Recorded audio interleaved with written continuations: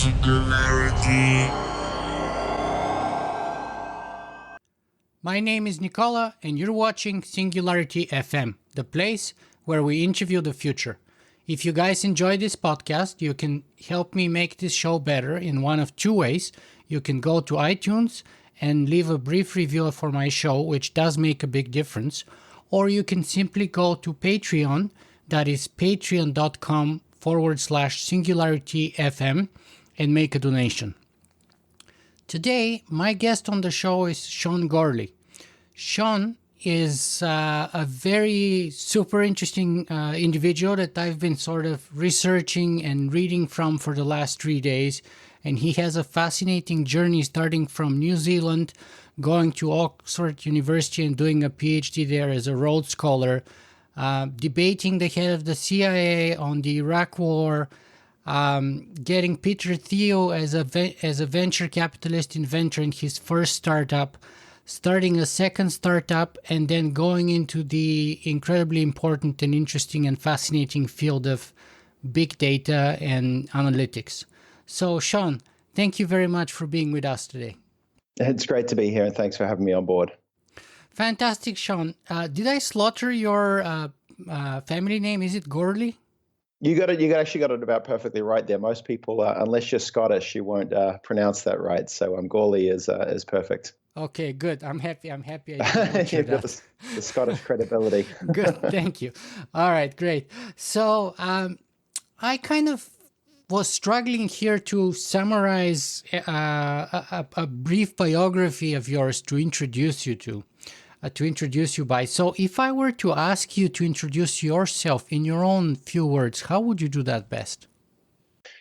I think from my side, I tend to sort of start off and just sort of firstly say I'm from New Zealand, which gets the accent question out of the way. I think most people sort of wrestle with whether the accent's from New Zealand or from Australia. So sort of good to get that up out front. But no, look, I think for me, look, my career when I think about it has been very much around this sort of quest to kind of understand the world that we live in. And I think that's sort of the physicist's journey as it goes, right? Like as a physicist, you're sitting there trying to come up with explanations and theories for how the world is why it is. And so for me, that took me. That's taken me on my journey, and now looking here in Silicon Valley, it's about building those tools that kind of help everyone understand the world as we see it.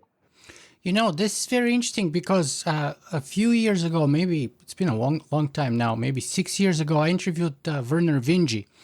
Right. And I asked him, what is science fiction to you? And he gave me a very similar answer. He said, well, science fiction has been for me a tool by which I try to understand and make sense of the universe. And you both have a sort of a mathematical background, so you're kind of using the same tools and looking to find the same answer in the same method, perhaps.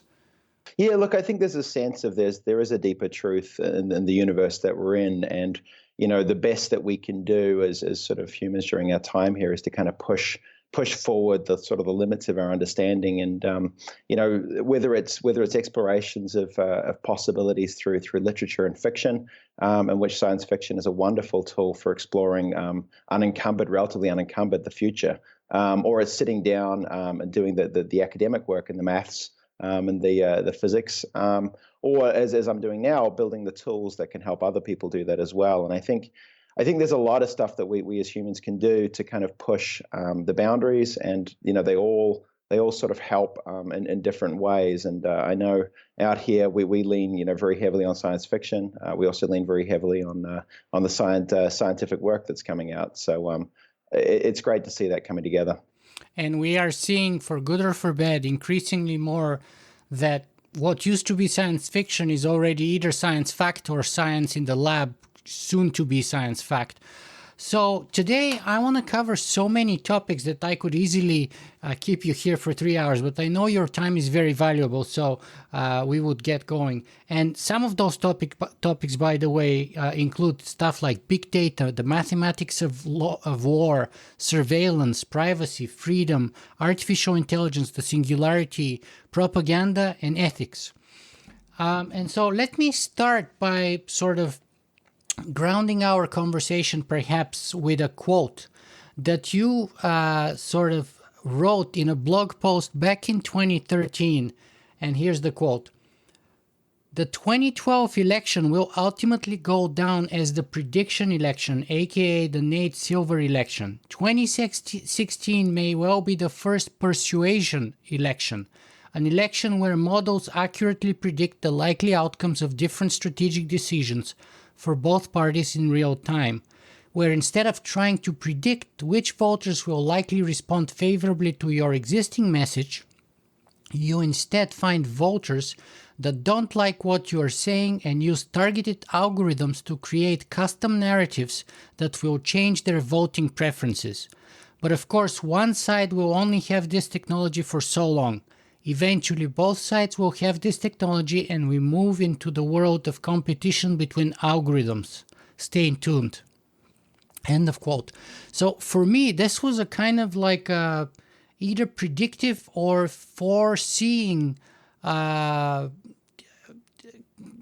paragraph that kind of basically describes the current or the latest presidential election, doesn't it? Yeah, I looked back at that. I wrote that actually coming back from Japan. I'd sort of been wandering around Japan for a week and sort of found myself actually sort of fascinatingly in Little America, in Osaka. And I was watching the election there, and I sort of remember the sort of the lack of surprise that I had at the result. It was almost as though it sort of, you could predict the result, and you sort of take that a step further, right? And you start saying, well, what if people don't like the result, right? And then you start thinking about the capabilities to change people's perception or people's belief or people's preferences. And so I got digging into kind of some of the science that was there. I think the top line of all this was that it came out that most of the research would suggest that we were much more manipulable than we thought. And so this sort of idea of our political groundings being kind of really tied to who we are, seemed to not hold up very strongly with the scientific work that was being done. And so if you take a kind of a sense that we're more manipulable, then you start looking at the tools that were available for that.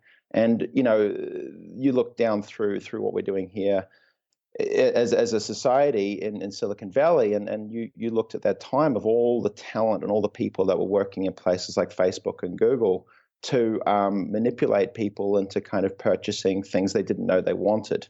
And so billions of dollars of research and development going into kind of changing people's consumer preferences. And it doesn't take a big step coming out of that to say, well, what if you use that to change political preferences? And so, like, looking at that, I was like, look, this kind of world of prediction, that's gone, right? Like, we're not going to have this election again, because the second thing that's going to happen is people are going to come in and try and change people's beliefs. And so prediction models start to go out the window because it becomes a race and a competition between persuasion algorithms. So I didn't probably predict exactly that it would be this significant. And I don't know, when you're sort of casting these predictions 4 years out, you have a little room for error, but it came true a lot more than I think anyone thought. Yeah, absolutely. And it was very, very impressive to me. And I want to keep talking about that, but I like to roll back the tape of time a little bit first and start at the beginning. Start at where it all began, in Christchurch, New Zealand, didn't it? So tell me, let's start first with a fun question. Are you a cat person or a dog person?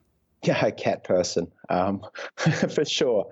For sure. Well, look, so we grew up, I think we inherited a stray cat, and so that sort of got us on the journey. And then we took it was pregnant and had kittens. And so once you've got kittens in the house and you, as little kids playing around with kittens, you're going to be like, just take it as a cat person. I think for me, like, dogs are always happy. They'll see you. It's just like they're your best buddy. The cat's the kind of thing that'll sort of look over your shoulder and tell you got your math equation wrong, and then decide that that's you're lucky to have it in your house at all. And I don't know, I admire that sort of arrogance from a sort of a non-human entity. So definitely cat person. Yeah, that reminds me. Ryan Holiday said once that a cat is just an animal that lives in your house. That's right. they're not totally domesticated. I think the story of sort of self-domestication of these animals is just wonderful. So yeah, definitely cat person. Great. And I know that you were a decathlon athlete too. Yeah, that was most of my growing up. I spent it at a track and through university, and was lucky enough to pick up a couple of New Zealand titles in decathlon, and it took me around the world and gave me some of my best friends to this day. So sports been a wonderful piece of life. Wow. So was it sports that was your first love, or was it math? I think so. I remember like going back to little kid. There were two things that I would do, like which was looking back were probably a little bit strange. One was I would at 5 years old I would stay awake at night with a torch under my, with the blankets pulled over my head, like solving equations in bed, which. Sort of bless my parents. They sort of gave me some space to do that. The second is I would run everywhere. I was always late for things, and so I was always running, and just loved running. And so the two things I sort of obsessed about growing up were solving math equations and running around. So that turns out the two of them go hand in hand really nicely. I think as I've grown up, I think math will make your brain seem like it doesn't work, and running will clear it away. So as long as you kind of got equal kind of weights of running and mathematics, then they sort of balance out. Alan Turing did that quite a lot too. Yeah, he did. He was, and we, both him and I also suffer badly from hay fever, which was horrible when I was at Oxford. That there is not many places. So all these college gardens with these amazing kind of flowers and everything, and there's me kind of sitting there just sneezing and runny eyes and the whole time. So yeah, we're on a number of a number of facets. Wow, I thought you're being a New Zealander, you were like very outdoorsy, and you kind of be immunized from a very early age. So I was I was born in Belgium, and then moved to New Zealand when I was about 2 years old.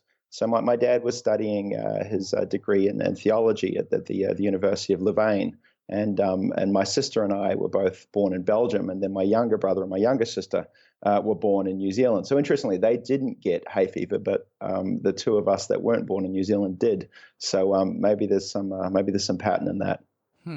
Interesting. You got to crunch the big data on that and see if Yeah, there's that's right. correlation or causation. 4 sample points, so it should be perfectly doable. Well, you start with 4 data points. I mean, look at Moore's law. Well, it's not law, but like started with 2 or 3 data points and held up for 35 or 40 years. Okay, so where does string theory come in? Well, string theory is always has been for me when you grow up as a physicist in the sort of the late 90s, early 2000s, like the people that were best at math, like the people that were top of their game in math, they would go to string theory. And if you had any kind of math questions, you'd always go to the string theorists. It's unclear that any of the work that they were doing was provable, testable, or otherwise falsifiable in our lifetime, but they were very good at math, and that much we were sure of. So I think, yeah, go on. Because I interviewed Lawrence Krauss on my podcast, and we were discussing string field theory, and he said there's not a speck of evidence in support of string field theory, and actually said a lot worse things than that in a very sort of a dismissive way, that it's basically untestable, unprovable, unquantifiable, and a total probably waste of time. Yeah, look, there is a strong argument for that line of thought. We'll come back to that on the falsifiability sort of requirement for scientific theories, but for me, the string theory was just a wonderful place to kind of play with math, and a space that you knew you would, and I would know that I'd never kind of get it all solved. So string theory for me is kind of a place to go back that's kind of decoupled from the world, where I can play with math in a framework where there's some wonderful thinkers in mathematics, and it gives me just sort of an escape, to go back and play with physics. But I don't have any sort of expectations that we'll get any answers in our lifetime to that stuff. I hope we do. But I'm sort of resigned to the fact that it may well remain untestable for the next 50 years. Well, one thing that we got some very surprising answers to was the mathematics of war. So tell me how you go on a Rhodes Scholar to Oxford University, and then how someone who is like an athlete and very keenly interested in math and string theory, in other words, at least academically, those are things that are very sort of non-practical, if you will. I mean, theory, like it doesn't get, right? So, and then how do you shift your attention to something very practical and sort of a matter of immediate life and death, if you will, such as the mathematics of war? Yeah, so look, I think it was really interesting coming across to Oxford. So I'd done my master's degree in nanotechnology and had sort of pushed the 12-hour days in the lab and setting up experiments and recording and like I think two things came out of that. One was I got to Oxford and it was full of fascinating people. Like the people that were there were just amazing. And I was like, I would be doing myself a disservice if I locked myself in a lab here for the next 4 or 5 years. So that was kind of one piece of that. I think the second, of this was, I think both with nanotechnology, also with string theory, you start pushing the edges of the human experience. And I think for me, physics had always been about explaining the world, and particularly the world around me. And I think the further you go into cosmology, the further you go into quantum mechanics, you sort of remove the human aspect from the direct experience. And how do you come back then to the human aspect of war and math? Yeah, so I think particularly from New Zealand, which is like so far away from kind of anything of global conflict, but going there as a Rhodes Scholar, you immerse yourself with a huge amount of people that are very much on the political, on the international relations, on the sort of the social sciences side of the equation, right? So a lot of Rhodes Scholarship is still law and politics, and as a sort of a PhD in physics, you're kind of a little bit different from that. So I think the Rhodes Scholar community was sitting there. I mean, we had Chelsea Clinton was there at Oxford at the time, not a Rhodes Scholar, but she was there. Bill Clinton would come for Thanksgiving. You would have the play Thanksgiving football, right? Yeah. So you had a huge American presence. You had a huge kind of debate at the time around the efficacy of the Iraq War. You had at the same time the sort of the complexity of this new kind of war with insurgency that we didn't really understand. And so the Rhodes community, like it was massively the focus of what was going on, what we should do about it, whether we should be there, whether we shouldn't be there, exactly what was happening, what the right strategy was. Should the Ba'ath Party exist? Should it not? So like as I sort of sat there, like that was the conversation every night over dinner. And at some point I was like, well, all right, we can keep talking about this or we can start to like measure this. So the physicist in me kind of came out and started to say, well, if we did measure this, what would we measure? And, what would it tell us? And, if we've got hypotheses about how war and insurgency works, well, let's test these things. And so I guess it was just sort of an approach of having sat there at the table, listened to these conversations for so long and sort of deciding, right, well, let's go and investigate this. And that got me off on my journey. And again, it was one of those ones that you pull a thread and you keep pulling that thread and it becomes more and more interesting as it comes along. I think at the same time, we were seeing for the first time the emergence of new forms of media. And, I still remember like 2002, we had these things called blogs, right? And there was these blogs coming out of Iraq, and it was like we forget now how kind of like normal this is, but that was the first sort of sense of this self-publishing en masse, and that was also a new data stream that was coming in that we didn't have before, which made sort of investigation feasible. So was that the kind of conversation you had with the former CIA director? Yeah, so we were sitting down. I remember it was kind of like I think the slight kind of naivety of Oxford Road scholars, and I hear the former CIA director was coming in to town, and I emailed him and said, like, we need to sit down and talk, and a couple of us grabbed him. We had a few drinks, I think, and sat down and talked. And he discussed kind of like how he saw the situation in Iraq and the opportunity, and this was prior to the invasion. And it put forward a case that was fairly compelling, and it was very pragmatic, and it was like here's how this is going to play out if we don't go in, and here's how this is going to play out if we do go in. And so on balance, it was all very rational, and it was funny. I was sitting there, I was like, I'm not sure I agree with you, but it was funny. I couldn't give you a counter argument other than ideologically why I disagree with you. And so this is kind of this thing, and I think it was that realization of sitting down of like, you can have very smart people put forward an argument about how things might play out, and you can counter that with how they might play out a different way. But at the end of the day, you're sitting there, pulling philosophical arguments mostly, and it seemed to me like this was an incredibly primitive way of going about making decisions that had huge ramifications and huge effect.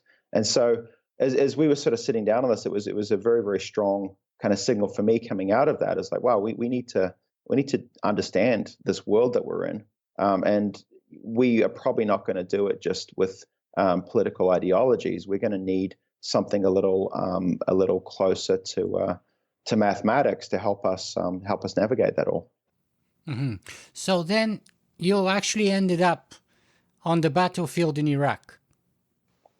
Yeah. How did that work out? And why did you, first of all, why did you decide to go there? And how did the whole thing work out? Yeah. So look, I wasn't there pulling triggers, and I wasn't there in a sort of a sense of a soldier. I was there very much with research and field research. Yeah, there was a bit of that, exactly. Battlefield research. Yeah, battlefield research. Yeah. So look, I'd been studying this stuff for about 5 years at that time, and this was coming into the end of 2008 when I went out there, and I went and had got in contact with Barham Saleh, who was the deputy prime minister of Iraq at that time, and a very influential Kurdish leader.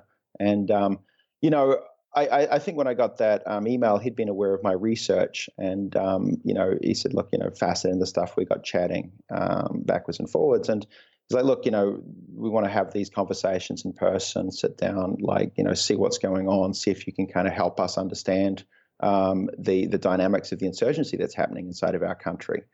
And for me, having studied this from afar for 5 years, where everything was kind of lines and equations and data points, there was a real sense of like, well, I have to go and see this other side of the story, right? I have to go and see what that looks like or feels like, when you're on the ground there.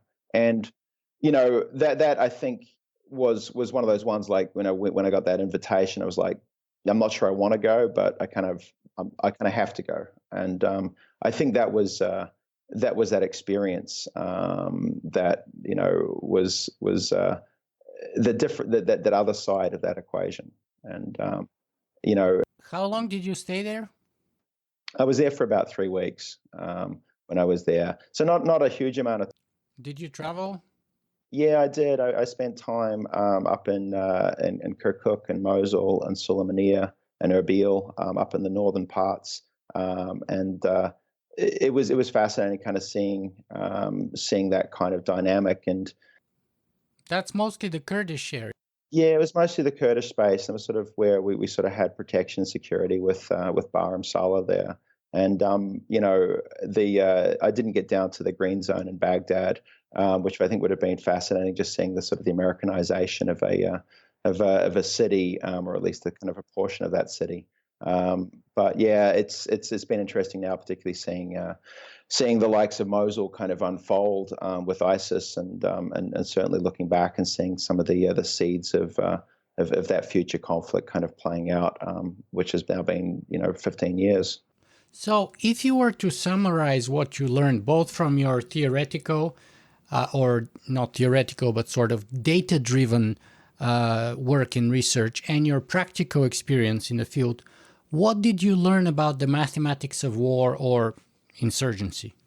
Yeah, look, that's really interesting. I think for me, one thing that emerges on that is when you're on the ground, it's sort of chaotic, right? Like there'll be at night there'll be AK fire, there'll be convoys rolling through, there'll be protests there, there'll be suicide bombs that'll go off and you'll hear a bang. There'll be bodies on the street in the morning, with drills through their head, right? Like this kind of story of pretty horrific violence, the chaos that kind of comes through that, and at the same time, these very, very harrowing personal stories of families that had lost sons and daughters, but things that had gone back even to the time of Saddam when they were kids, being put in the back of a tractor and taken up a hill because someone smelled mustard gas, and there was an attack on the town, right? So this sort of generational story of violence and the sort of the real time kind of like feeling of uncertainty when you sort of go out in the street and you're not sure, exactly, your safety, right?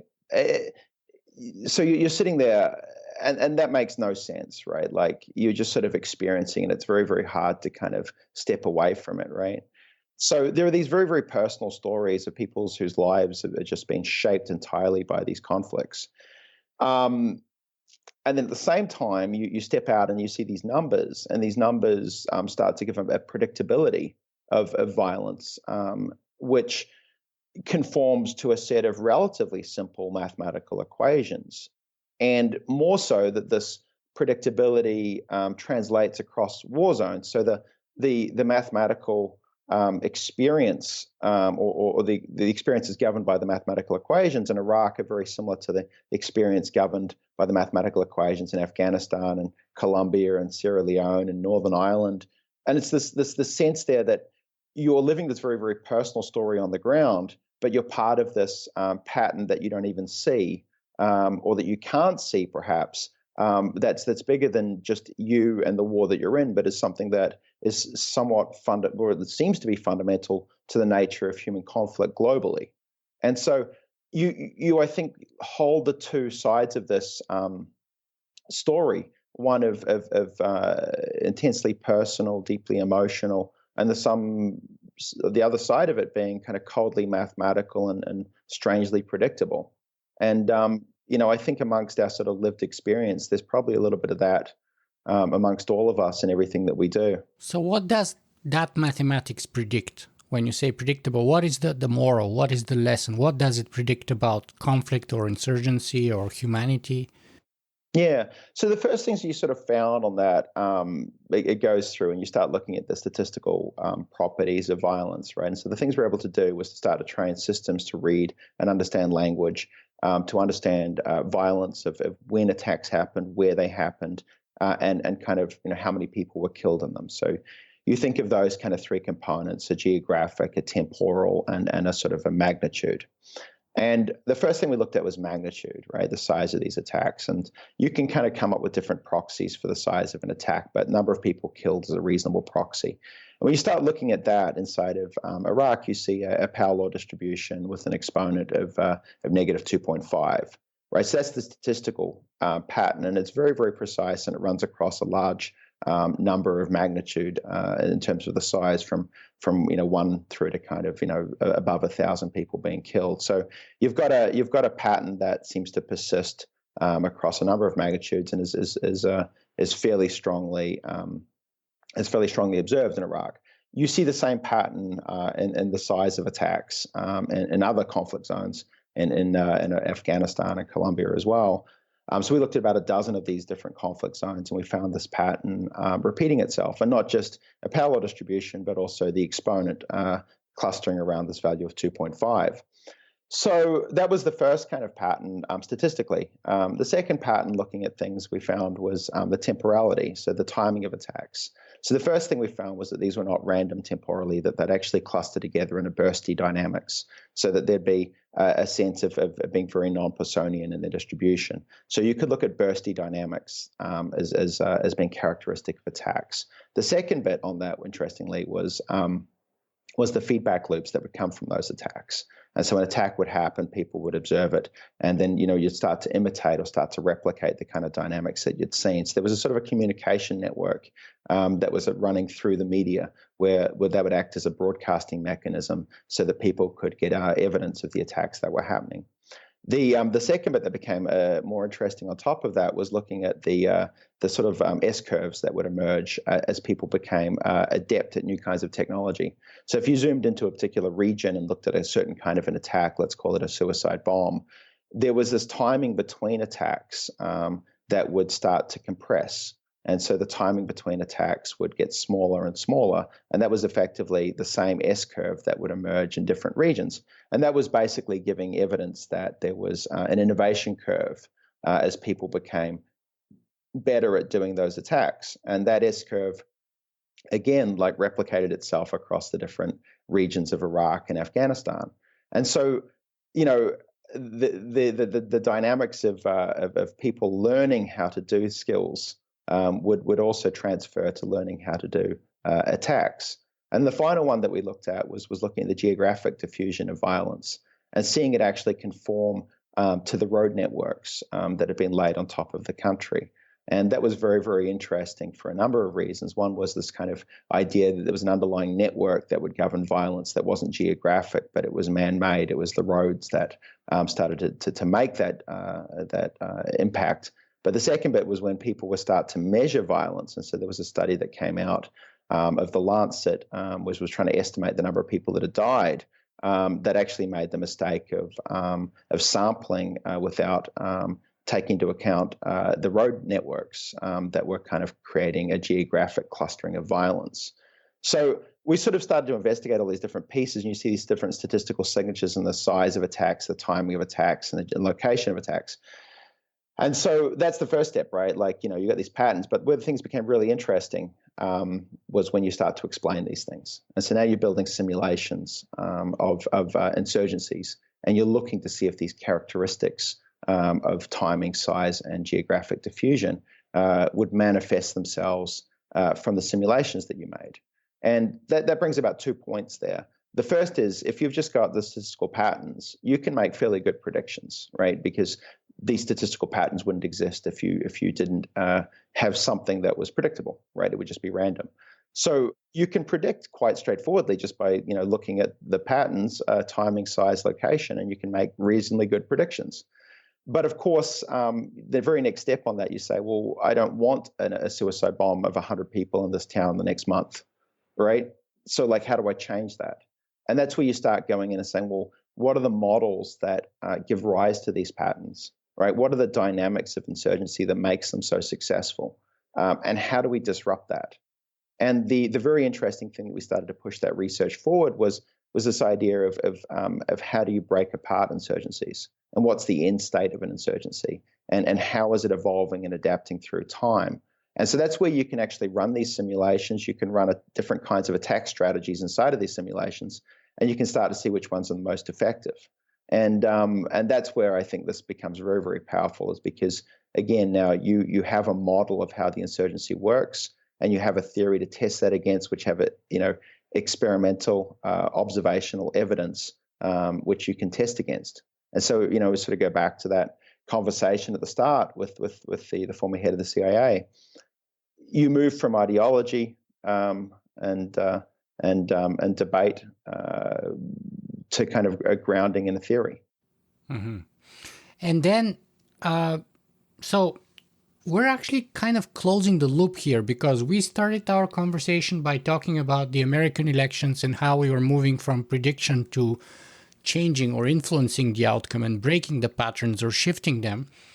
And now we went through the same idea, or the idea actually originated, it seems to me, on the battlefield in Iraq with their insurgency, not only to observe and predict it, but how do you mold and eventually defeat it? So tell me, how do you start with, like, your string field theory, going through the battlefield in Iraq and doing the mathematics of war, and ending up as an entrepreneur in Silicon Valley. Yeah, right. Well, the first thing, look, I came back. I came back out of my time in Iraq, and I'd had, I guess the 5 years of research before that, and the first thing was, it was just like, I need a break from this. This is, I need a space to get away from all of this conflict. And it was coming in the end of 2008, start of 2009, the global financial crisis, and I was looking for different places, and it turned out there wasn't very many places where you could still kind of have money to do anything. And Silicon Valley was one of those places. I'd been fortunate enough to be out here working at NASA, as part of a sabbatical during my PhD. I'd done 6 months work out at NASA Ames. And I'd really loved California, and particularly, I think, after you spent a number of winters in London, California seemed pretty interesting. So it seemed like a nice place, as any in the world, with sunshine, and there was still kind of like some optimism, and sort of attracted to optimism, I think, in the rest of the world, and particularly you look at New York. And on the other hand, so you're comparing it to a winter in London, but on the other hand, I spent some time in on NASA's Ames campus, 2.5 months, 10 weeks, in 2011. And I got reminded to a quote by Mark Twain, who said that the coldest winter that he has ever lived through was a summer in San Francisco. Yeah, well, see, this is true. See, but they don't tell you this when you come out here. So it's all like California, and particularly like the you come out and you're part of California, and your first kind of week here, when 3 o'clock rolls around and the fog comes in off the bay, and you're like, my God, this is freezing.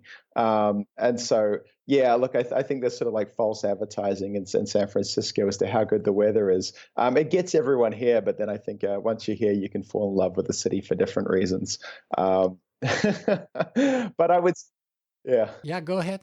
I'd still take the sunshine in the morning and the fog in the evening over a miserable London winter day any day. So I'm happy with this decision. And if you don't like the weather in San Francisco, drive an hour north and hour south, and you've got sunshine again.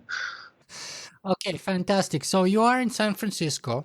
You have all this unique experience, both practically point of view from the battlefield in Iraq, but also this sort of theoretical big data understanding of the mathematics of war. So how do you come up with the idea of Quid, and what is your value proposition? Yeah, so I'd come out here. There was a few things that were going on. The first is I definitely didn't want to come back and dive back into kind of something that was focused in on conflict. And I think there was two pieces for that. One was personal at that time, and the second was I didn't think that the technology was quite commercializable at that point. There was a lot more work that needed to be done in terms of understanding language, and in terms of the kinds of predictive work that would need to be done on top of that. So sort of the first step of that didn't quite feel like that was ready for commercial space. But what did fascinate me was this idea of a couple of things that had emerged. One was, as we studied these ecosystems in Iraq and looking at insurgencies, it was very much about the interaction between the components. And so I think when you build these ecological models, or models that are kind of inspired by ecology, you look very much at things like food webs and predator-prey dynamics, and it's the interaction between objects that become more important perhaps than the objects themselves. And so that was where it sort of leads to this idea of networks and interactions. And so network theory was something that was very, very interesting to me, and something that I'd spent time with as part of my research into conflict. The second bit on that was looking, particularly come from my work and sort of that I'd done, in mathematics of high dimensional objects. And so, of course, you're in string theory, you're in high dimensions, and you talk a lot about dimensional manipulation. And one of the things that kind of came from that was, we as humans can kind of interact with 2- and 3-dimensional objects fairly nicely, but beyond that, we really do struggle. So about how do you take interactions that are happening in a high dimensional space and project them down to a lower dimensional space that we humans can engage with? And if we do that, we can start to see much more about the ecosystem that's involved, rather than just the objects themselves. And so this was kind of the thinking that kind of came through. I'm not sure, like, when I sat down and came out here in '09, I was like, this is exactly what I'm doing. I know where I'm going. But I was kind of interested in those points. And it was kind of then a question of, well, what does that mean technologically wise? Like, how feasible is this to do technologically? And the second was, is there a market or business for that? And so, we sat down through that, and, we went through and started to explore that space. And it turned out that the most interesting kind of dynamic of that, there were two things that emerged. One was the emergence of technology and technological ecosystems. And so you could actually map technological ecosystems and the interactions between those, and actually map them as they evolve. And so these things like, big data and online advertising and clean tech and all that, all of a sudden concepts that were slightly amorphous could become very, very concrete. And you could see these maps of technology. The second was you could see maps of ideas. And these were like sort of like what is the landscape of ideas, and these things that are kind of amorphous that we think about, but we never really map or understand. All of a sudden, you could to a reasonable degree train computers to observe them, and then also project them down into a visual representation in lower dimensional space that we can interact with. And the results are fascinating. Like, for me, as a sort of a physicist, kind of curious about the world, being able to render thousands of objects inside of a WebGL visual interface and manipulate them and kind of wind time forwards and backwards and kind of see things that are only existing as kind of concepts and conversations, actually see them in a sort of a real way. That's what we did with Quid, and I think we got that into the hands of a lot of people that has shared that fascination of the complexity of the world, but wanted to get a handle on it. So if we are just to simplify all of that, what's the value proposition of Quid in a sentence, perhaps, and how do you monetize it? Yeah, so the value proposition of Quid was being able to see the things that were unseeable.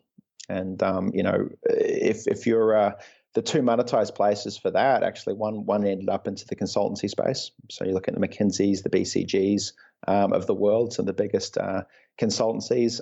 They can take a map, a space of technology for mergers and acquisitions or for strategic positioning, and within a couple of minutes, you can have that map, and that's a wonderful kind of output that their customers or their clients can engage with. So if you're looking at Internet of Things and I told you go ahead and analyze the Internet of Things for me, you would come back with a list of kind of companies inside of that, but there'd be no relationships between them, right? Whereas if you take Quid, you can see that map and you can see those relationships, and the relationships are actually the important pieces of this. But you can also scrub the time backwards and say, how was it in 2012, and how did it evolve, and what's the white spaces that exist between things?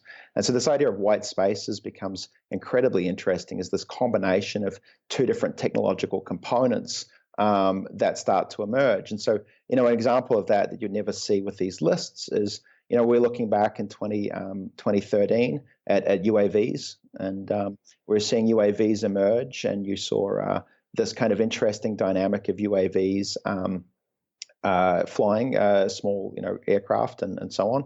But you also saw an interesting dynamic of fleet tracking, so software for tracking fleets of these things. And in the middle of that, between fleet tracking and the UAVs, these two clusters was this technology that was military radar, portable military radar, that wasn't used for UAVs. It was used for putting up and around a perimeter of defenses on a forward deployed base. And the reason it was between that was because it did a bit of tracking of objects and it allowed small, tracking of small objects to emerge. So we're able to see on that and say, well, you should be able to repurpose that technology to track UAVs. And that's going to be very, very interesting to do as you track UAVs inside of cities. So if you think about UAVs emerging and populating and becoming proliferous, like you're not going to have them flying around cities without the ability to track them. So you start so as that stuff comes through, you start seeing this dynamic. Now, what became very, very interesting is now we're seeing the first portable radars being deployed inside of cities to track UAVs. So that gives you this kind of perspective of this world 5 years in advance, because you're seeing the combinations of technologies that already exist and you're able to identify the white spaces between them. Now, it of course requires a human to kind of look at this. The machine's not sitting down and kind of making this prediction, but it gives you the map that you can then look at the state of where the world is, where the world's come from, and you can make your projections about where it might go. And it sort of like speaks to this idea of the adjacent possible. And like when you're creating the future, when you're looking to predict the future, the adjacent possible is a very, very interesting place to look. On the other side of that was the same thing, but for ideas, and that found a home inside of the advertising community. So with Publicis Group and another of the other big firms would do this, but they would look at ideas and stories around things like you've got a deodorant campaign and you're looking for ideas around manliness. Right? What does it mean to be manly? And the old process on that, very literally, is the creatives would often lock themselves in a room. They'd probably get high. They'd flip through magazines and then pin them up on boards and then go and come up, with an idea out of magic.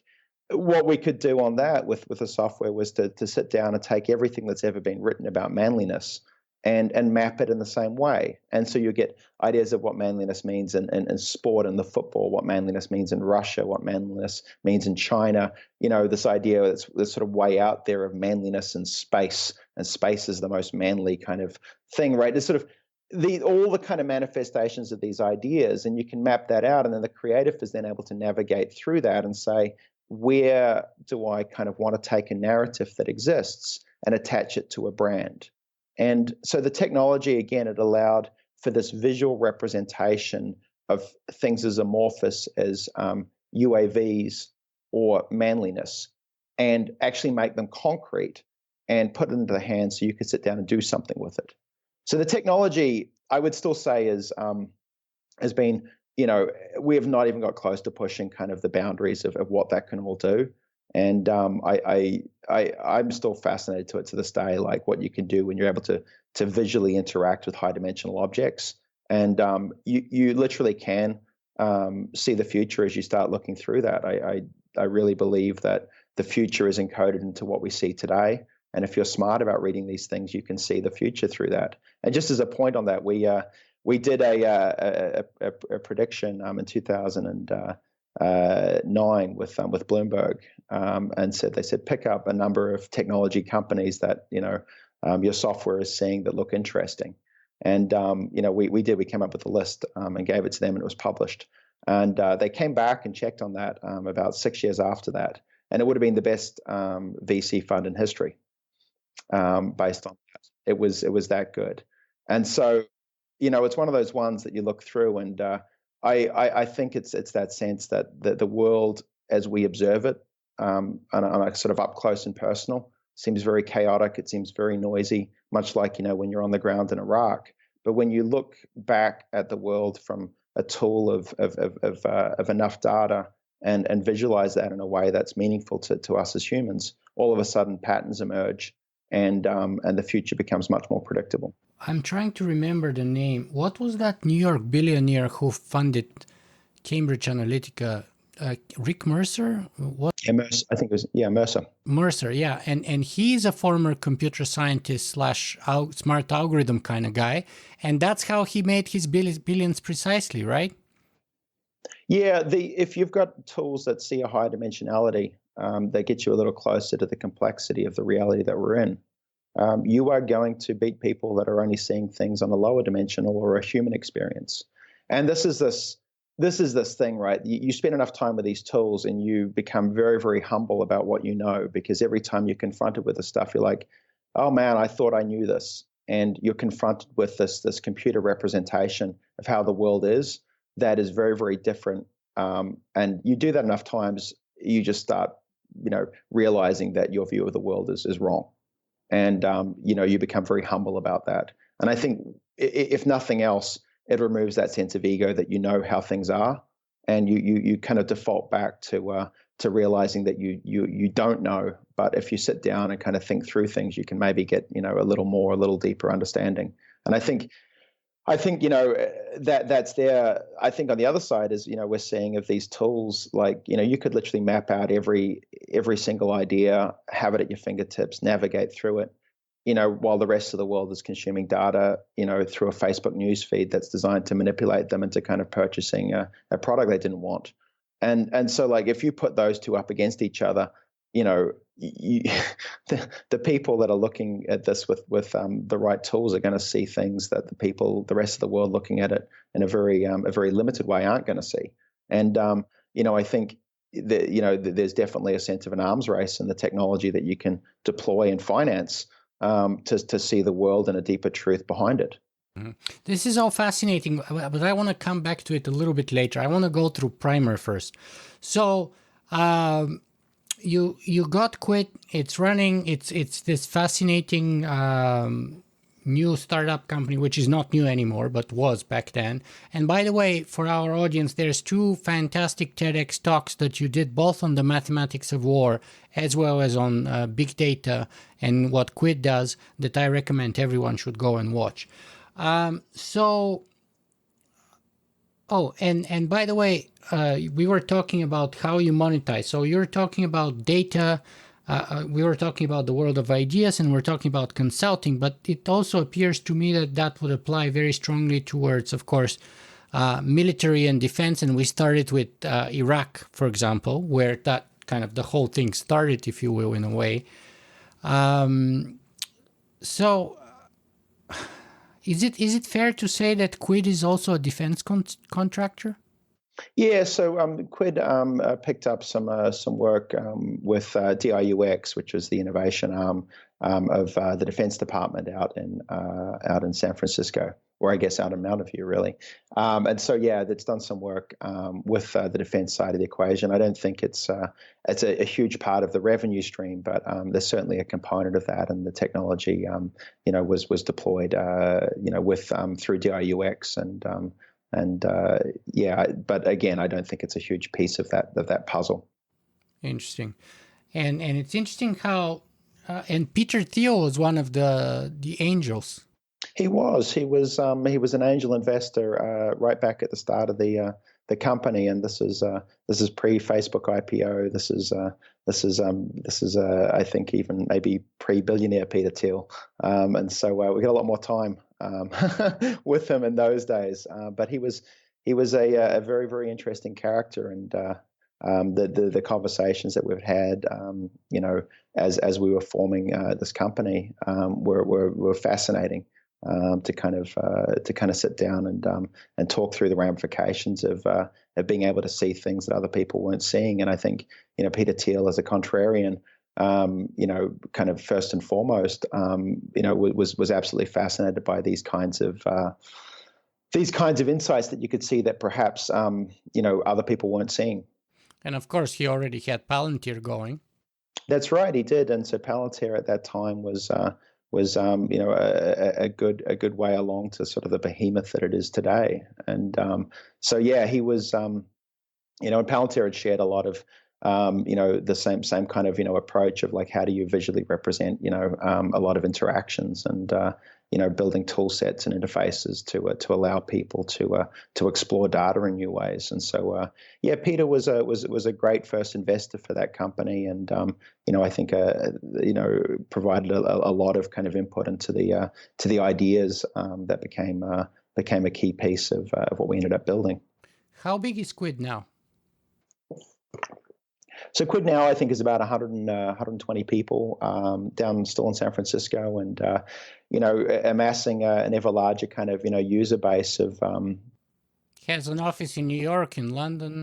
Yep, London, New York. It's global. They've got user meetups around the world, and the explorer groups that they run the conferences on top of. So for me, it's been wonderful seeing this tool that I built that allows people to see high dimensional structures of the world around them, get into the hands of different people, and I think there's a certain kind of person that gets fascination about exploring these spaces, and it's basically predicated on this idea of if I put this data in front of you and you go, wow, I can explore this and figure out what's going on, you're probably a good Quid user.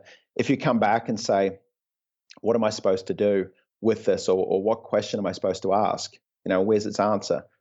That's probably not the right tool for you. So it's the people that are curious about the world that need to navigate through pretty amorphous spaces.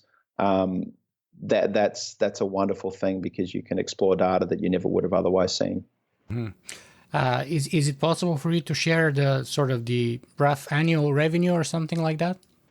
Yeah, I'm not actually familiar with the actual revenue numbers. I've been out of the company now for about 3 years, so I could estimate where it is, but I don't know the exact numbers of that at the moment. Do you still have shares though and stuff? I do. I still maintain a good ownership of that company, and looking forward to hopefully cashing some of that out at some point.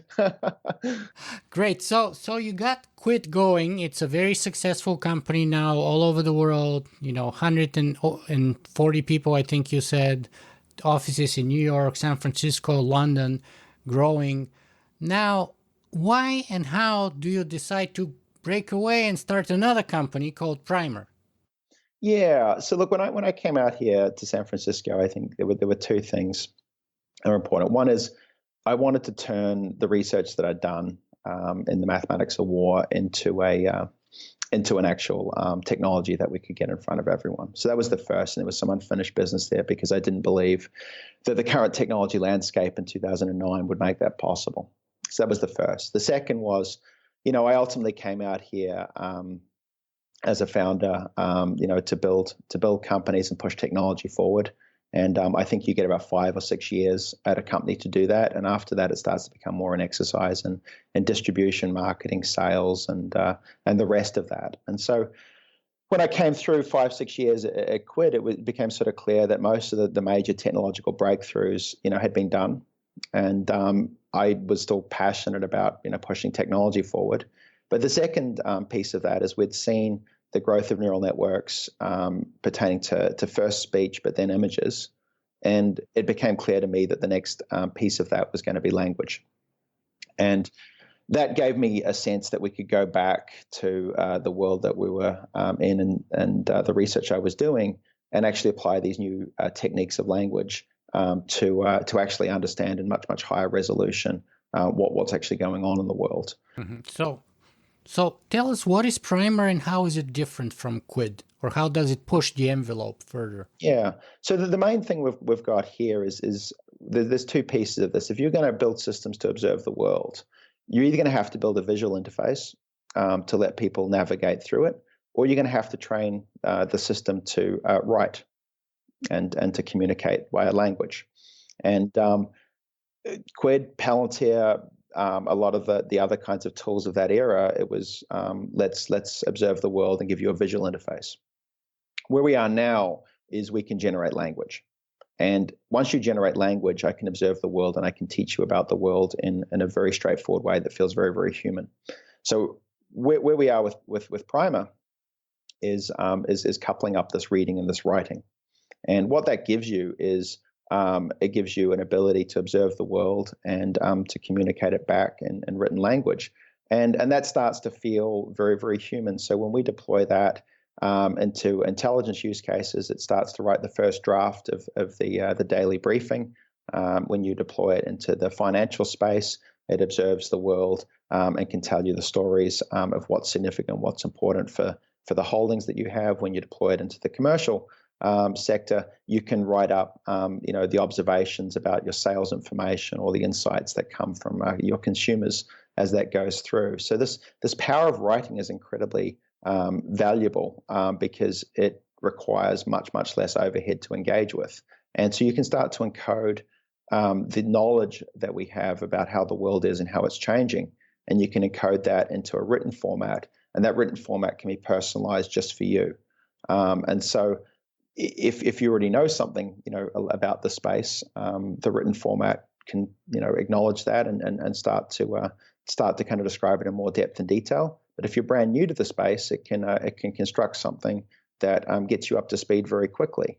So language is very, very powerful on that. The second thing I think we've got here is, what you could do with Quid and what you could do with the likes of Palantir. We're very much kind of orientated around, in natural language processing, what we'd call bag of words. So you have the words, but you don't really understand the relationship between the words. What you've got now is you start to, very, very clearly know that, there's a relationship between A and B. The kind of relationship that is. You know that, this is a claim and this is a contradiction to that claim. So you can get some really, really interesting understanding of exactly what is being said, as opposed to just the words that are being used. Mm-hmm. So if you were to summarize that in a sentence, what's the value proposition of Primer?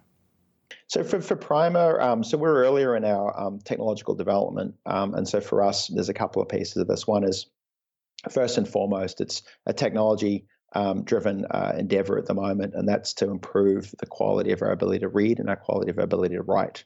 And that's first foremost, that's there. You mean machine's ability, not our as humans, Yeah, machine's ability to read and write. Exactly. So training machines to read and write. And when I talk about our, I mean Primer's machines that we build. So look, that's first and foremost. Once we've done that, the second bit is you can think about the monetization side. We've got some good initial customers.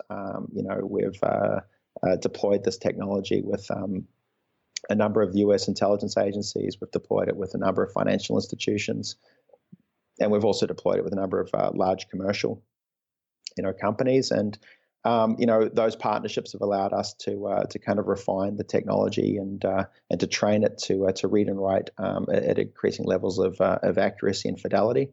And once you've got a machine that can observe the world and tell you about it, there are plenty of ways to monetize that, but you need to get the training data in front of it.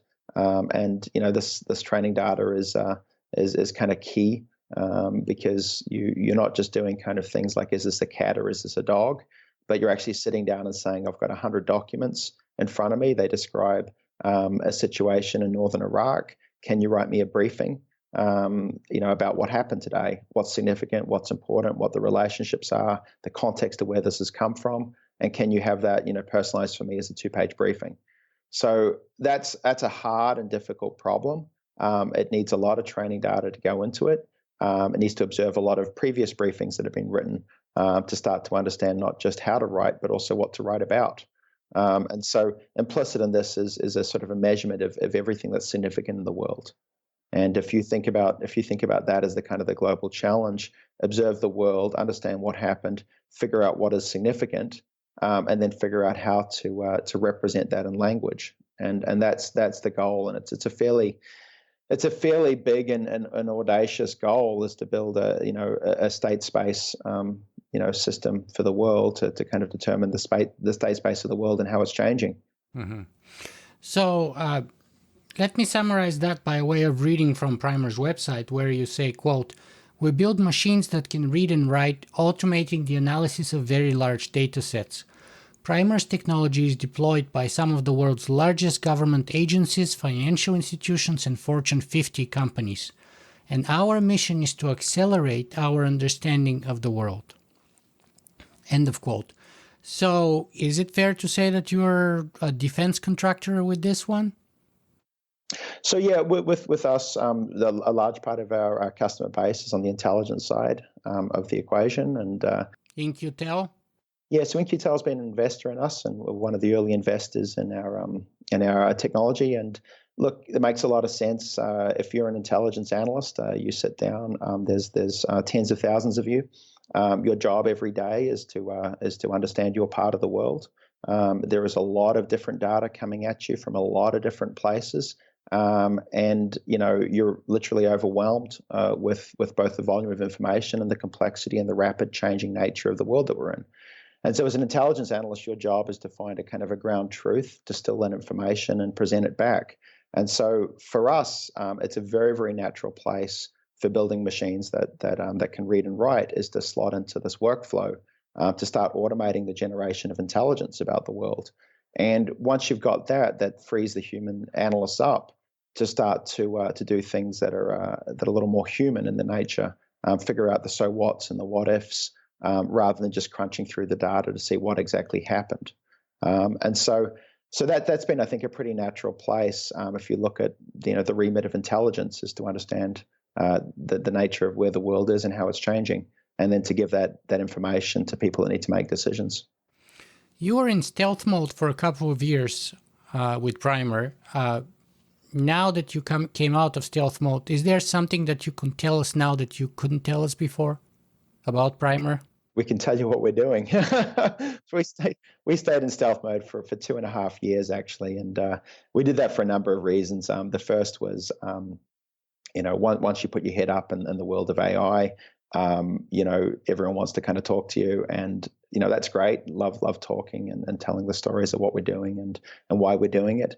But at some point, you've got to build the technology, and I wanted myself and the team to put our heads down and build this technology. And any new technology takes time and a lot of effort and a lot of late nights and a lot of struggling with science to make it work. And so for 2.5 years, we did just that, and it was the easiest thing to do was to just keep quiet about it. And I wasn't going to be in a place where I wanted to claim all sorts of things that we might do. I wanted to show the world what we could do. And so when we came through with that, that was the I think the idea behind keeping in stealth mode. And now we've been out of stealth mode for about 5 or 6 months. We've been able to show a bunch of the different capabilities and talk through some of the different use cases. But there's a lot more to come. We've got, I think, a number of big announcements coming out in the coming months, which will show more and more of the capabilities we've been refining. Wow, I can't wait to see what's coming down the pipe. But how big are you now then? We were 45 people, and we're still about 38 of those are engineers, and so still massively technical team. And there's I think there's a sort of a saying that the first 50 people that you have defines the kind of the culture and the nature of your company. And we certainly wanted that to be focused around engineering and particularly machine learning. What about revenue? Yeah, we've got a good amount of revenue. It's in certainly enough to be interesting for us. It's enough to be interesting to us too. Yeah. So on the numbers of things there, look, it's what I will say is, look, these are big deals that we have with the companies and the government, and they are commensurate with the level of the technology that we have. And so that means that you don't need too many of them to run a large team. And I think one of the advantages of working in the world of finance and Fortune 50 and big government agencies is you get some very, very big check sizes that allow you to dive very, very deeply into the technology and make sure it works at a level that's needed by these customers. Mm-hmm. Is Peter Thiel an investor in that company too? No, Peter's not an investor in this company. And from that side, I think it was, when you come through I think your second company, it's important to get a bit of space and a bit of breathing room so that you can come up with different ideas and have different voices around that board table. And so we had the first round was led by Bloomberg's investment fund. There's a number of different institutional investors that came through on that, including Lux Capital out in New York and Josh Wolf's team there, but also Matt Ocko and Data Collective, DCVC, as well as a number of other institutional investors that came together. So we've got a good group around the table, and I think people that are specialized in the AI machine learning space, and also have a deep technology focus, and that's been a great group to kind of to build this with. Mm-hmm. Where do you get the data from? Yeah, so there's two sort of main buckets of data that you look at for these things. The first is these corporations and government agencies have huge amounts of data that sit inside of their world. And so, particularly data that is, looking at, more complex data. So language that's written about from by analysts that is I guess more complex than just kind of simple categorization. So these companies have huge amounts of data. They haven't to this point kind of made a lot of use of that because the technology for reading language has not really been up to the kinds of levels. So we're able to kind of get a large amount of data from inside of these organizations and use that to help them kind of generate, a lot more insights about their world. And the second bit is there's a lot of information in the world around us. And so as we look at that, there's probably anywhere from 50% of the external, 50% internal, through to some organizations where the number is more like 70% internal and 30% external. So it's that marrying up. If you're an organization, like Walmart, you're going to have a lot of data about the world that you're in, right? And indeed, you're going to have a pretty good kind of barometer of sales and consumer purchasing and so on. But, if you're operating in Mexico or you're operating in India or you're operating in China, you're going to be operating in environments where you don't necessarily have all that data. And so being able to kind of take all the information inside of China that is publicly accessible. So what does that mean, publicly accessible information? Yeah, so if you look at the landscape of Chinese data. Social media?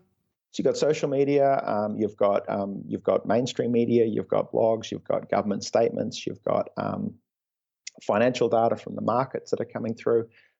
You've got a whole kind of ecosystem of information that starts to reflect the way that the world is. Now, if you've got regulation that's coming out in China, there's going to be some information about that. If you've got some behaviors of mergers and acquisitions, if you've got some statements from key political party members, if you've got some supply chain issues, all of that's going to be encoded in information inside of China. And if you can surface that up, determines what's significant, determine what's relevant, and then transfer that back to an organization like Walmart, then all of a sudden they have a lens into that part of the world that is able to kind of augment their internal data and give them a much more complete view of the world that they're operating in. So speaking of data, I want to bring two quotes from you again here. One is from another blog post of yours called "Prediction is a Parlor Trick," or maybe even the same one. And the other one is from your TEDx Auckland video. So the first one is this, quote, "This is the next frontier of data science.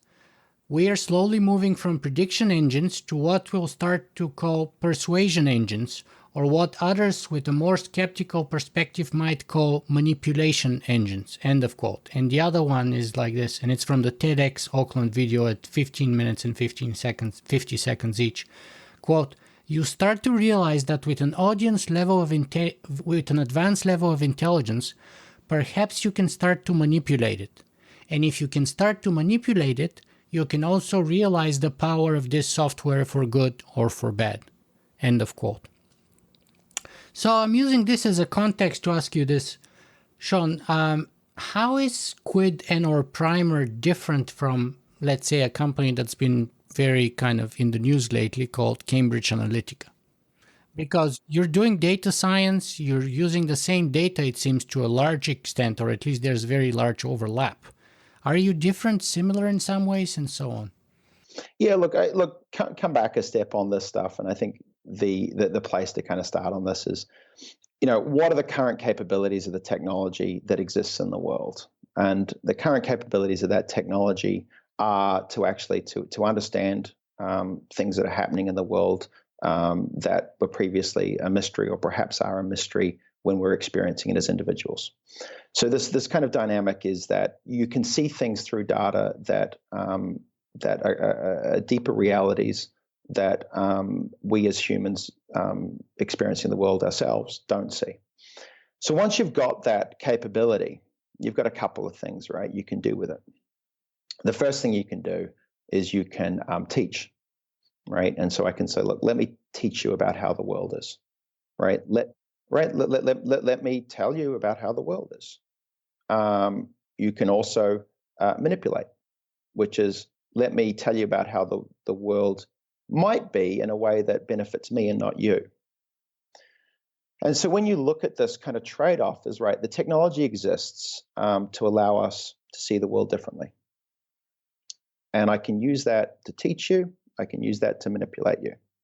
When I say I'm not using it to teach you or manipulate you, but I mean that it very much, I mean that is the technology can be used to teach you. The technology can be used to manipulate you.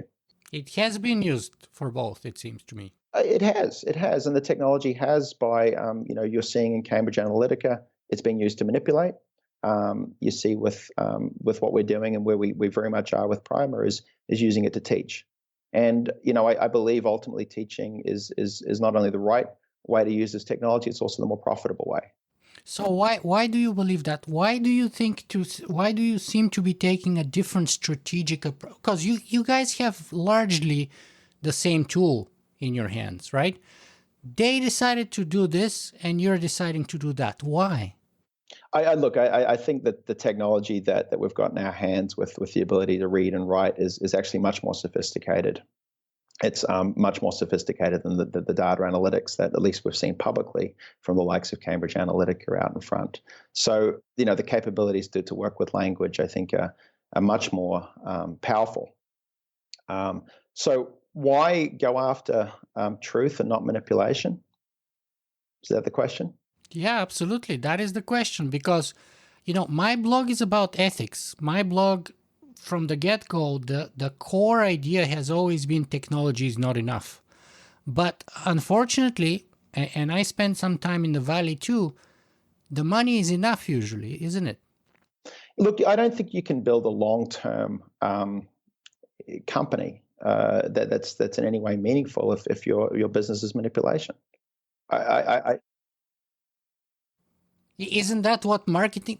Well, let's forget about Cambridge Analytica for a second, but in a not so bad or creepy way, marketing basically is taking a product and selling it to people that they were not aware of and didn't seem to be interested in before. So in a way, you manipulate them to develop interest and then affinity and then eventually dependency That's right. long-term to your product. Isn't that what marketing does? Yeah, so look, that's the heart of marketing. It's arguably the heart of Facebook. But the technology can also be used and should be used to educate us, to teach us. And the key dynamic is it working for you or is it working for somebody else? And I think if the technology is working for you and it's not trying to buy and sell and manipulate you, then you have the technology's available power to teach you about the world as it benefits you. And if you look at finance, like you can, build something that that manipulates, your view about how the world is in finance, but that's not as valuable to you as if you can expose a deeper truth. In intelligence, like you have to know what's happening on the ground. And the truth is important, and being able to kind of build software to help people see that truth is incredibly valuable. I agree with you about the inherent value of truth, but it seems to me that based on the last presidential elections, at least, or the data gathered during that process, taught me that for a certain part of the population, truth is irrelevant. What matters more is ideology or a story, and especially for Cambridge Analytica, manipulating it in a way in which, as you said, benefits me and not you. And in this case, the current president. Yeah, look, I would say on the balance of manipulation and teaching, manipulation is easier than teaching because it doesn't really matter, about truth. I can manipulate you one way or another, or I can teach you one way or another. And it's perhaps more profitable, at least in this occasion, in this case. It's easier, I think, the technology monetize. to manipulate. Just to do, I think the technology for manipulation, I think, is easier than the technology for teaching. And it probably is at the ground level easier to monetize. However, like the ability to kind of get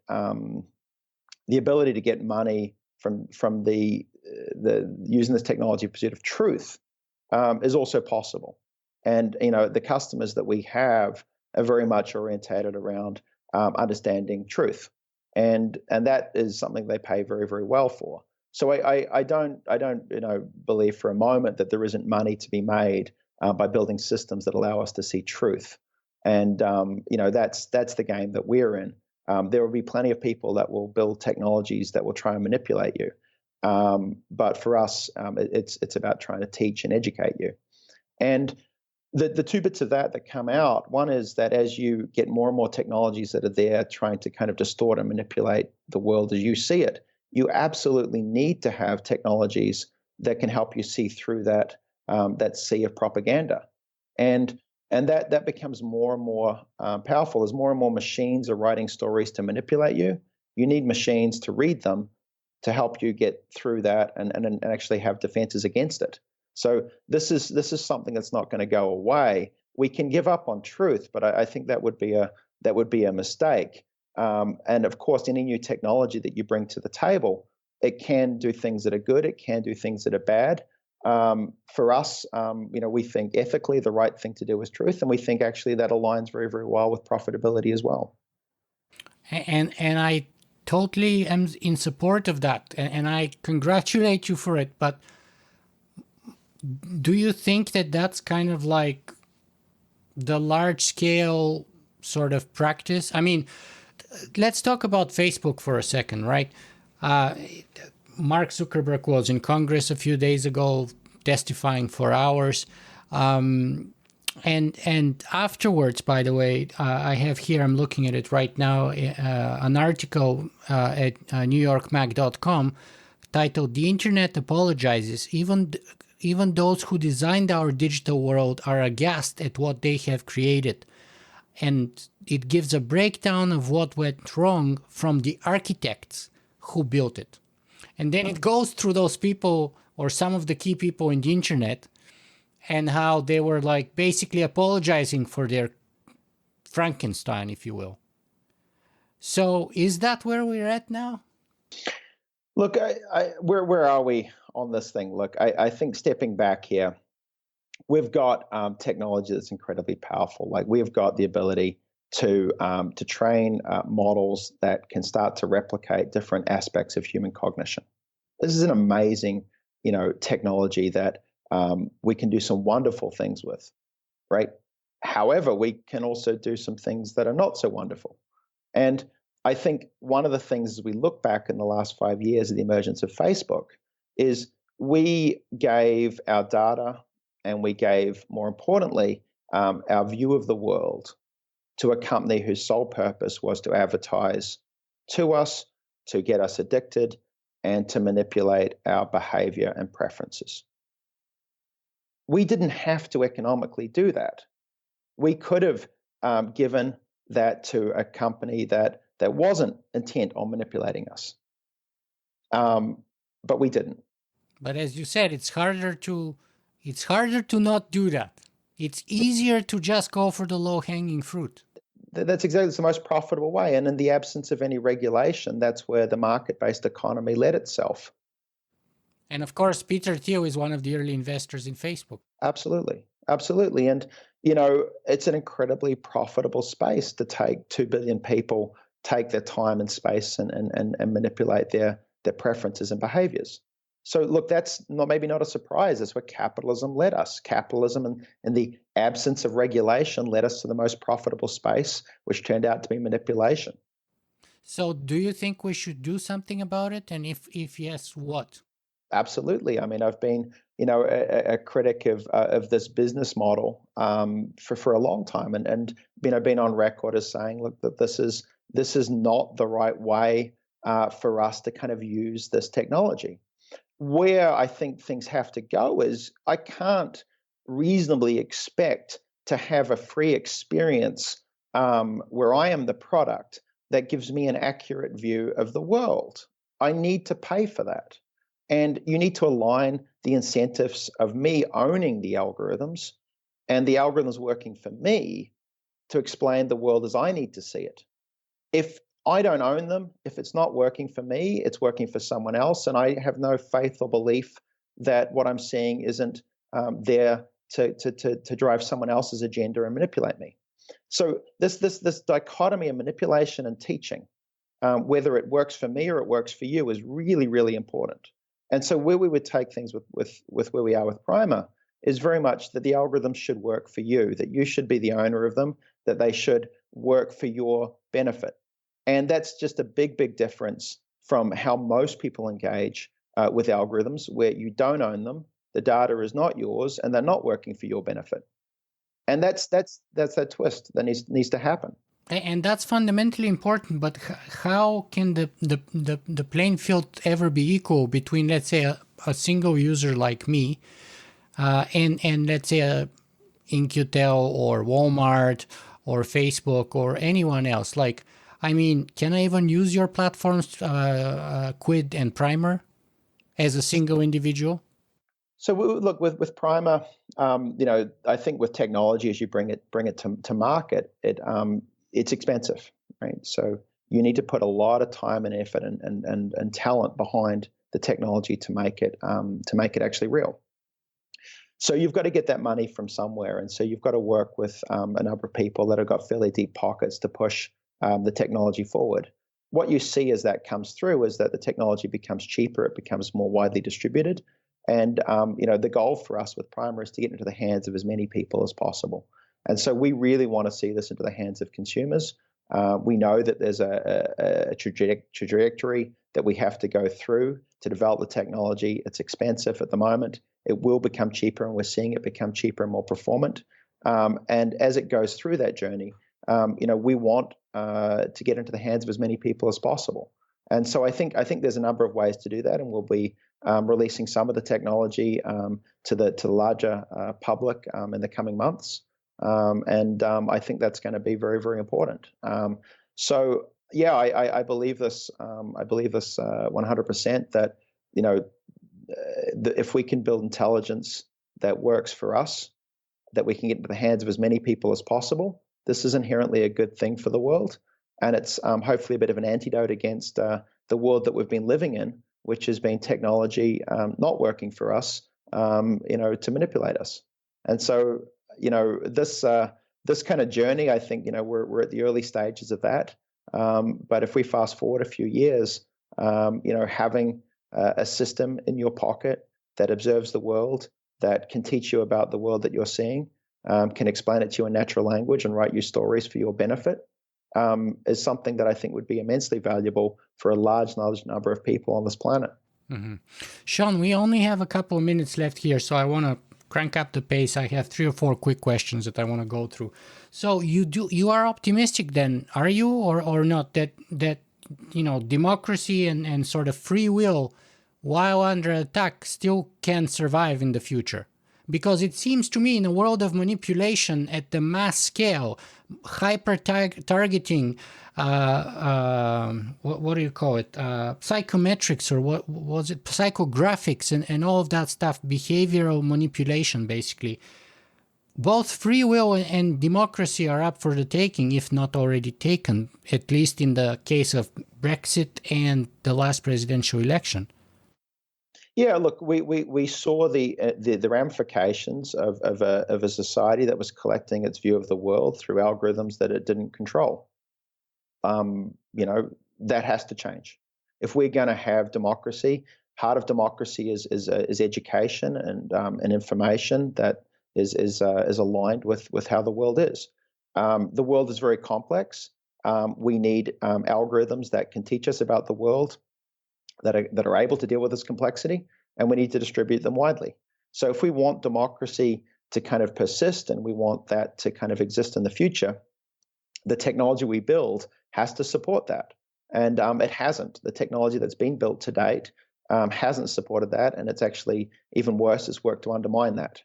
And so, that's kind of, I think if you want to be optimistic, and I do, is that, look, I can deploy this technology. It can read through scientific papers. It can put together briefings for me about the current state of AI, and I use that every week, with the technology we built at Primer to keep up to date with a fast-changing scientific landscape. And I know that there's no way I could do that without the aid and abetment of this technology. And so, this technology can help us understand the world. It can help us keep track of it. And if you do that, then I think there's every reason to kind of be optimistic about all of this.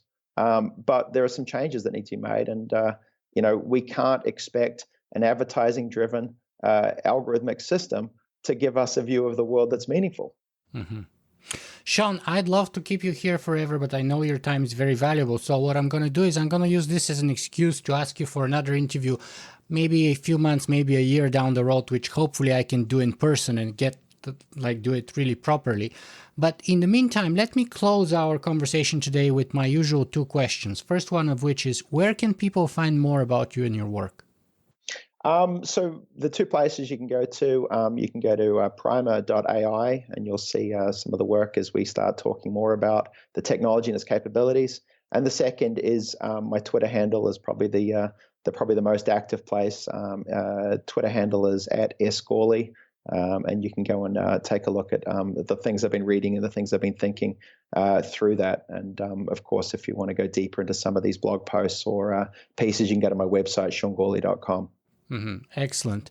And after a 90-minute conversation with you today, what do you want the parting message to be for our audience today? Look, I think the parting message coming through is we've got some amazing technologies that science has worked very, very hard to give us that can replicate different pieces and different parts of the human cognitive process. How we choose to use and engage with these will be instrumental in terms of how our society evolves and adapts over the coming decade. I'm, for one, a believer that this technology can help us educate and understand the world around us, and I think that's incredibly important as we look at an increasing complexity in the world. So, I think we as consumers, we as humans, need to kind of make some decisions about the information that's coming into us, where it's coming from, and what's filtering that. And I think if you don't own the algorithm owns you. And I think we need to make decisions to kind of to make sure that these things are working for us. And I think the last couple of weeks have been a wake-up call for a lot of people to sit down and say, well, I need to take control and ownership of these algorithms. And I think if we do that, they're going to work for us, and we're going to see some amazing things. I sure hope you're right. Sean Gourley, thank you very much for being with us today. Thank you. My pleasure.